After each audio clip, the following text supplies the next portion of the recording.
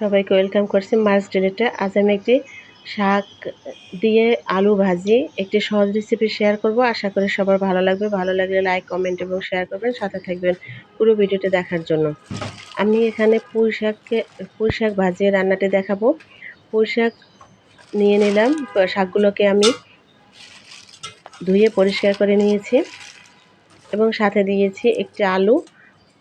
পুঁই শাক ভাজির সাথে আলু দিলে খেতে খুবই ভালো লাগে এবং স্বাদও বেড়ে যায় খুব। আমি আলুটি প্রথমে কুচিয়ে নিয়েছি। যতটা সম্ভব পাতলা করে কেটে নিতে হবে।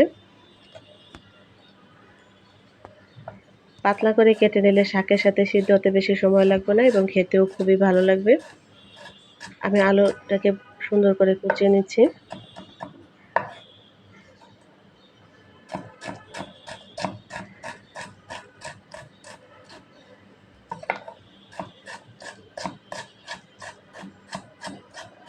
এই রেসিপিটি করতে খুবই কম সময় লাগে এবং খেতে খুবই ভালো লাগে। গরম ভাতের সাথে খেতে তো খুবই ভালো লাগে। আমার আলু কুচানো হয়ে গিয়েছে। আমি এবার আলুগুলোকে একটা পাত্রে নিয়ে নিচ্ছি। এবার আমি রসুন কুচিয়ে নেব, রসুন এবং একটি পেঁয়াজ কুচিয়ে নেব। যতটা সময় পাতলা করে কুচিয়ে নিলে ভালো হবে। আর শাকের সাথে রসুন দিলে খুব সুন্দর একটা ফ্লেভার আসে এবং খেতেও খুবই ভালো হয়। আমি এখানে একটা পেঁয়াজ নিয়েছি, একটা পেঁয়াজ দিয়ে আমার হয়ে যাবে। আমি পেঁয়াজটাকে খুব পাতলা করে কেটে নিচ্ছি।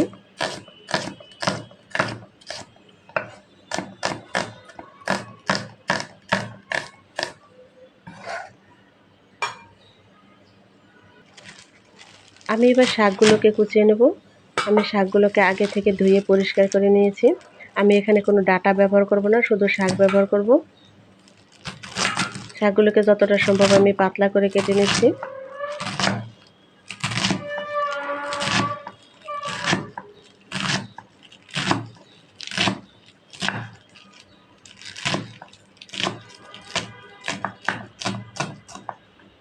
অনেক সময় বাচ্চারা শাক খেতে পছন্দ করে না, এভাবে শাক রান্না করে খাওয়ানো যেতে পারে।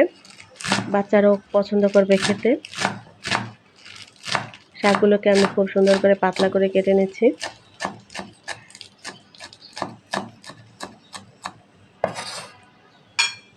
আমার শাক কুচানো হয়ে গিয়েছে। এবার আমি একটা পাত্রে নামিয়ে নিচ্ছি। আমি এভাবে শাকগুলোকে কুচিয়ে নিয়েছি। আমি এবার রান্নার জন্য একটি কড়াই নিয়ে নিয়েছি। কড়াইতে দিয়ে দিলাম আমি পরিমাণ মতো তেল। তেলটা হালকা গরম হয়ে আসলে আমি দিয়ে দেবো পেঁয়াজ এবং রসুন কুচি। সাথে দিয়ে দেবো 4টের মতো কাঁচামরিচ। বাচ্চারা যেহেতু খাবে, এতে ঝালটা একটু কম দিলেই ভালো হবে।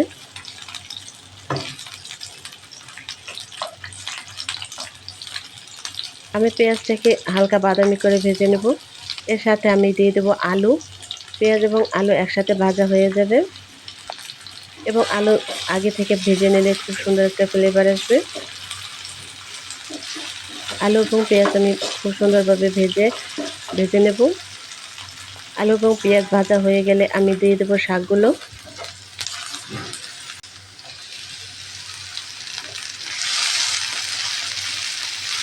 শাকগুলো দিয়ে নেড়ে চেড়ে দেবে। এতে শাক কিছুটা ভাপে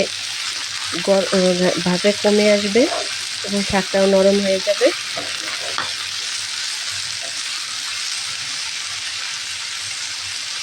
এতে শাকের পরিমাণটাও বোঝা যাবে। এরপরে আমি দিয়ে দেব হলুদ গুঁড়া, দিয়ে দেবো সামান্য পরিমাণে মরিচের গুঁড়া, দিয়ে দেবো লবণ। এবার সবগুলো উপাদান খুব সুন্দরভাবে মিশিয়ে নেব, নেড়ে চেড়ে মিশিয়ে নেব।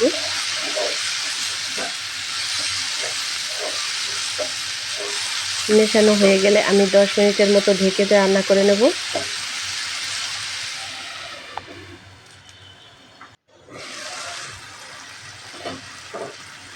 আমি ঢাকনা তুলে নিলাম। শাক থেকে কিছুটা জল বেরোয় আসছে, এতেই আমার আলু সিদ্ধ হয়ে যাবে। আর শাকগুলো সিদ্ধ হয়ে গিয়েছে প্রায়। এবার আমি সবজির মাঝখানে কিছুটা ফাঁকা করে নিলাম। ফাঁকা করে নিয়ে এর ভিতরে দিয়ে দিলাম একটি ডিম। ডিম দিয়ে এভাবে ভাজি করে নিলে খেতে খুবই ভালো লাগে। পুঁই শাক ভাজির সাথে ডিম কিংবা চিংড়ি মাছ দিয়েও এখানে ভাজি করে নেওয়া যায়। চিংড়ি মাছ দিলেও খুব সুন্দর এটা ফ্লেভার আসে এবং খেতেও ভালো লাগে, এবং ডিম দিয়েও ভালো লাগে খেতে। বাচ্চারা খুবই পছন্দ করবে। যেসব বাচ্চারা শাক খেতে চায় না কিংবা ডিম খেতে চায় না, সেসব বাচ্চাদের এভাবে এই সবজিটি রান্না করে খাওয়ানো যেতে পারে। আশা করি বাচ্চারা পছন্দ করবে। এবার আমি ডিমের সাথে সবজিগুলো ভালো মতো মিশিয়ে ভেজে নেব। শাক খুব বেশি ভাজবো না, যাতে সবুজ একটা কালার থাকে। এ পর্যায়ে আমি নামিয়ে নেব। নামানোর আগে আমি দিয়ে দেবো সামান্য পরিমাণ ভেজে রাখা জিরা গুঁড়া। এতে খুব সুন্দর একটা ফ্লেভার আসবে এবং খেতেও খুব ভালো লাগবে। আবার জিরা গুঁড়ার সাথে নেড়ে চেড়ে খুব সুন্দরভাবে মিশিয়ে নিচ্ছি। আমার আলু এবং শাক সিদ্ধ হয়ে গেছে। আমি এবার নামিয়ে নেব পরিবেশনের জন্য। এই রেসিপিটি খেতে খুবই ভালো লাগে, গরম ভাতের সাথে তো খুবই ভালো লাগে। আশা করি সবার এই সহজ রেসিপিটি ভালো লেগেছে। ভালো লাগলে লাইক, কমেন্ট এবং শেয়ার করবেন। এতক্ষণ সাথে থাকার জন্য অসংখ্য ধন্যবাদ। দেখা হবে অন্য কোনো ভিডিওতে। সে পর্যন্ত সবাই ভালো থাকবেন, সুস্থ থাকবেন।